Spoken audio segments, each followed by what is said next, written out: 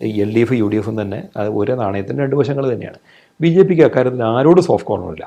പിന്നെ അഴിമതിക്കെതിരെ ഒരു പോരാട്ടമുണ്ട്. മമതയ്ക്കെതിരെ ഇതേപോലെ പോരാടിയിട്ടുണ്ട്. ലാലു പ്രസാദ് തന്നെ പോരാടിയിട്ടുണ്ട്. ഓരോ സ്ഥലത്തും അഴിമതി കാണിക്കുന്നവർക്കെതിരെ BJP പോരാടിയിട്ടുണ്ട്.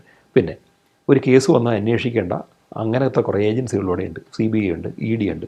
അവരുടെ മുന്നിൽ കേസ് വന്നാൽ അവർക്ക് അന്വേഷിച്ചല്ലേ പറ്റുള്ളൂ. അവർക്ക് റെയ്ഡ് ചെയ്യേണ്ടടുത്ത് റെയ്ഡ് ചെയ്യും. പിണറായിയെ റെയ്ഡ് ചെയ്യണമെങ്കിൽ അവർ പിണറായിയെ റെയ്ഡ് ചെയ്യും. അങ്ങനത്തെ കാലമായി. ഇന്നലെ വരെ മുഖ്യമന്ത്രി സ്ഥാനത്തിരുന്നുകൊണ്ട് അദ്ദേഹം പല പല സംരക്ഷണങ്ങൾ ചുറ്റുമൊരുക്കി വെച്ചു. ഇനിയിപ്പോൾ അങ്ങനെ സംരക്ഷണമൊന്നും ഒരുക്കാനില്ല. VD സതീശനായിട്ട് പ്രത്യേകിച്ച് പിണറായിക്ക് ഒരു സംരക്ഷണം കൊടുക്കുമെന്നും തോന്നുന്നില്ല. പിന്നെ മാസപ്പടി കേസ് ഓൾമോസ്റ്റ് ഉറപ്പാണ് ആർക്കൊക്കെ എന്തൊക്കെ കിട്ടിയെന്നുള്ളത്. അതിൽ EDക്ക് നടന്നാലുള്ള അന്വേഷണം EDക്ക് നടത്തിയേ പറ്റുള്ളൂ. അവരെ തടയാനും പറ്റത്തില്ല. കോടതി അനുമതി കൊടുത്തല്ലോ. കോടതിയുടെ വാറണ്ടില്ലാണ്ട് ഈ റെയ്ഡൊന്നും നടത്താൻ പറ്റില്ലല്ലോ. അപ്പോൾ ചുരുക്കത്തിൽ ആ റെയ്ഡൊക്കെ തെറ്റാണെങ്കിൽ അത് പിണറായി കോടതിയിൽ പോയിട്ട് കോടതിയെ കൊണ്ട് പറയിക്കട്ടെ. നിയമം അവിടെ എന്താണെന്ന് വെച്ചാൽ പറയട്ടെ.